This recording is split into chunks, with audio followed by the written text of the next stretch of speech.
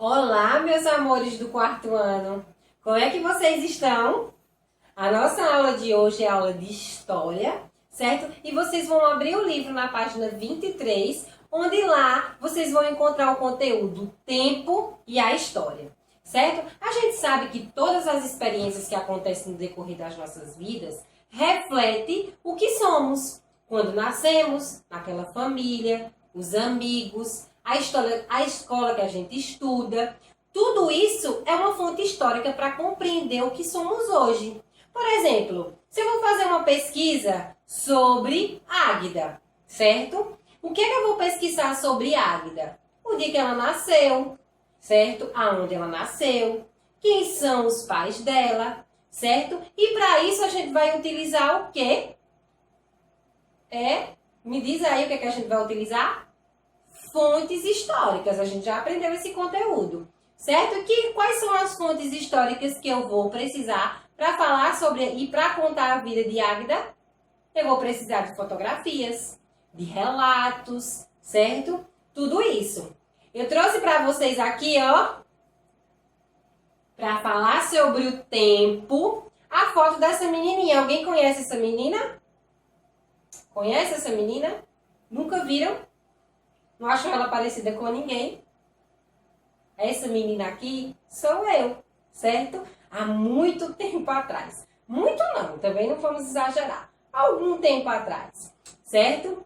Note, ó, isso aqui é uma fotografia, certo? Uma fotografia que conta o tempo, certo? Conta o tempo da minha vida, ó. Isso aqui, essa fotografia, foi no dia que meu irmão nasceu, certo? No dia que ele nasceu, não. No dia que ele chegou em casa, certo? E aí foi um fotógrafo. Porque hoje em dia, né, com o tempo, como o tempo foi passando, à medida que o tempo foi passando, as coisas estão mais fáceis. Nessa época, tinha que contratar um fotógrafo, marcar a hora com ele. Naquele dia, todo mundo se arrumava, vestia aquelas roupas, certo? De domingo. Pra quê? Pra fotografar. Então, essa fotografia fala desse tempo, certo? Do tempo passado, do que ocorreu no dia que meu irmão chegou em casa. Olha como eu tava bonitinha de vestido.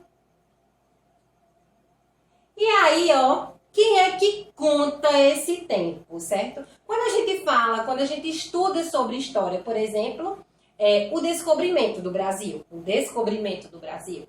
E aí, o que é que acontece? Quem é que organiza? Quem é que contou essa história? Como é que ela é?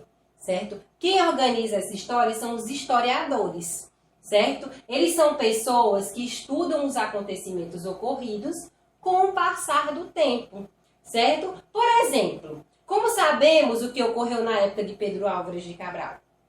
A gente estava lá? Nós estávamos lá em 1500? A gente sabe tudo o que ocorreu lá através do trabalho desses historiadores. Eles é que juntam documentos, cartas, monumentos, certo? E aí, juntando tudo isso, organizando tudo isso, é que a gente descobre que a gente estuda hoje, atualmente, no livro, como ocorreu e o que ocorreu naquela época. Eu trouxe aqui para vocês, ó, uma foto de um grupo indígena, certo? Para vocês, é uma aldeia, certo? Aqui é uma aldeia, aqui é o cacique e ele está aqui, ó, conversando com os outros.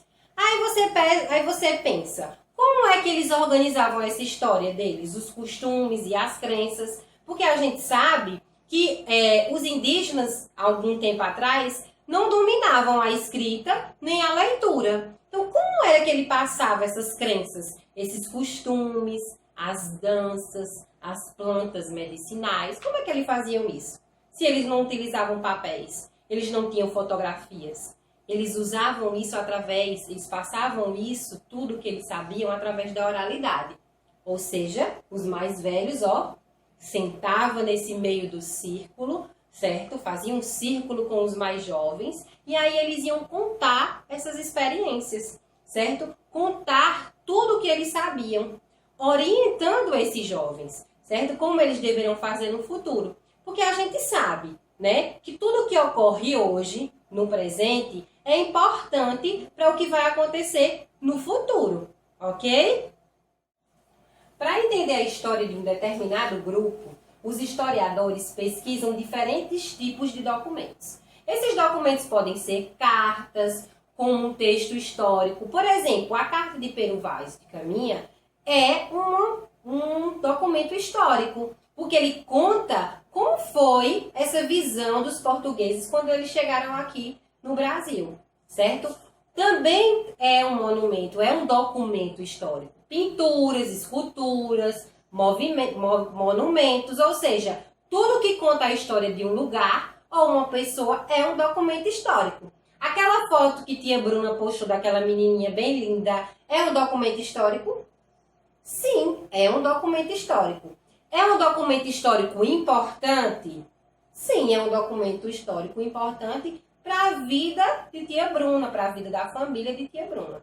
Não está nos livros de história, porque tia Bruna é importante aqui, ó, no meio dela. Tia Bruna não descobriu o Brasil, tia Bruna não descobriu uma vacina do coronavírus, né? Então, assim, para a gente estar ali como... A gente já aprendeu isso, né? Dentro dos livros de história, certo? A gente precisa ter feito alguma coisa que mudou a vida de muita gente. Vamos dar continuidade ao nosso conteúdo falando de histórias e questionamentos. A história, ela foge um pouco da visão geral das ciências. Por quê? Porque a ciência, ela se baseia na repetição. Ou seja, muitos cientistas hoje em dia estão aí à procura da cura, ou seja, de uma vacina para a Covid-19, certo? E eles estão repetindo isso várias vezes. Na história isso não ocorre, certo? Eles não conseguem fazer essa repetição, certo? Porque a gente vivencia aquele momento somente uma vez. Quando tia Bruna nasceu, eu posso contar como ocorreu, o que aconteceu, né? Escutando os relatos da minha mãe, como foi o dia do meu nascimento. Mas eu não posso reviver aquilo ali novamente. Então a história, ela só acontece uma vez, ó. Veja aqui, ó. Nenhuma história será igual à outra, certo? E a gente não pode se repetir, não pode viver aquela história novamente. Por exemplo, a criação do fogo. O fogo, a descoberta do fogo foi uma coisa que mudou a vida da sociedade, do mundo, das comunidades, certo? E a gente não vai poder reviver isso novamente, porque o fogo já existe, não podemos criar novamente esse fogo, certo? Então, quando ele diz assim, ó, que nenhuma história será igual à outra, por exemplo, as cidades. Vamos supor que eu vá contar a história da cidade de Paulo Afonso. Você acha que a história da cidade de Paulo Afonso será igual à cidade de São Paulo? Não. Cada história, cada lugar, cada pessoa tem a sua própria história. E aí, para finalizar a nossa aula de hoje, eu trouxe a atividade, certo? Essa atividade será na página 26, 27 e 28. Quando vocês abrirem o livro, vocês vão perceber que a 26 tem uma atividade muito especial, certo? Nessa atividade, ele pede para que você faça uma entrevista com um idoso, certo? Eu sei que nesse período a gente não está podendo visitar idoso, não é isso? Então, eu vou sugerir uma atividade bem legal para vocês. E eu quero que vocês filmem ou fotografem, coloque nas redes sociais e marque a escola. Veja como é que será essa atividade. Você não vai poder fazer essa visita para perguntar a esse idoso, certo? Essa visita não pode ser presencial. Então, essa visita vai ser o quê? Online. Do mesmo jeito que tia Bruna aparece aí para vocês aqui de casa e vocês da casa de vocês, eu vou pedir que vocês procurem um idoso. Pode ser o avô de vocês, que eu sei que vocês não estão podendo visitar nesse momento, ou algum vizinho, certo? E vai fazer uma videochamada, ok? E vai fazer as perguntas que está pedindo lá, ó, na terceira questão da página 26, ok? Ó, tia Bruna tá por aqui, espero ter ajudado e ó, muitos beijos para vocês. Tchau, tchau!